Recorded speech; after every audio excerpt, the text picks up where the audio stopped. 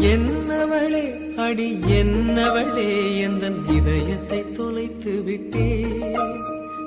எந்த இடம் அது தொலைந்த இடம், அந்த இடத்தையும் மறந்து விட்டே.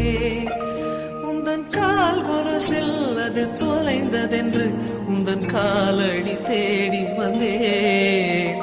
காதல் என்றால் பெரும் அவஸ்தை என்று உன்னை கண்டதும் கண்டு கொண்டே. எந்தன் கழுத்து வரை இன்று காதல் வந்து இரு கண் விழி பிதுங்கி நின்றே.